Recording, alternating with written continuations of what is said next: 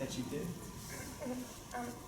So we knew we wanted to do women's rights because that's something that might affect us in the future. And we also were, just with everything that's going on in our world currently with women's rights, we just thought that it would be cool to just see some of the things that happened earlier and how things are now, just to kind of make a comparison.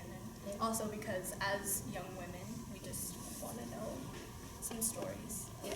And we kind of narrowed it down to equal pay after doing some research, and we found this strike. And we, after looking at it, we didn't know it was international for a little bit until we figured out where it was. But it was such a cool story that we had to do it anyway. Yeah. So I noticed that you included some information about people who were against the strike. And I wanted to know a little bit more about how you researched that and how that kind of changed the way you presented the story. One of the books was Dynamics of Industrial Conflict, I believe.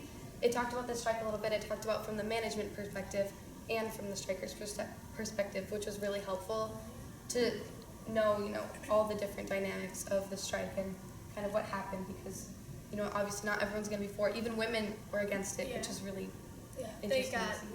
In our performance, we showed that they got letters, and it's true that some of them were like hate mail, and they were from some women who were like, oh, my husband is being put out of work, and how could you be so selfish, and all this stuff. But they also got letters that were more encouraging, which we weren't able to find any sources that kind of went deeper into that, but we still wanted to include the letters. I guess thinking a little more about sources, were there any primary sources besides those letters that you mentioned that were particularly impactful? Well, so we got quite a few newspaper articles from that time, just like day by day, the different newspaper articles.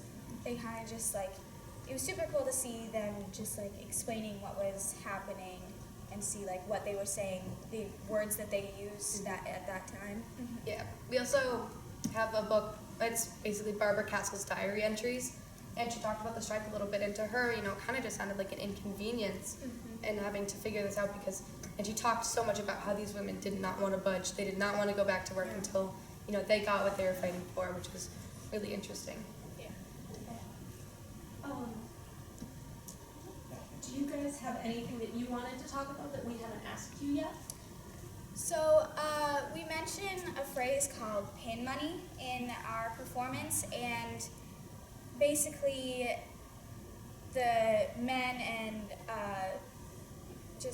they thought that the women, the money that they were making was just for little pins and getting your hair hair done.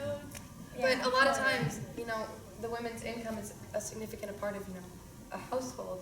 Yeah. But the management didn't realize that it's actually really important.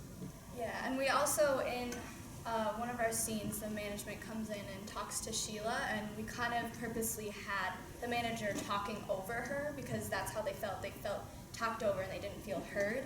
And then also we were just over the past couple of weeks, we just have been kind of taking note of in our classrooms how sometimes even now girls can get talked over. Yeah. It happens today in politics and everywhere. It will happen, and it probably will for a long time, but it was an interesting dynamic, I think, that we added to our performance. Great. Thank you guys so much. Thank you so Thank you. much.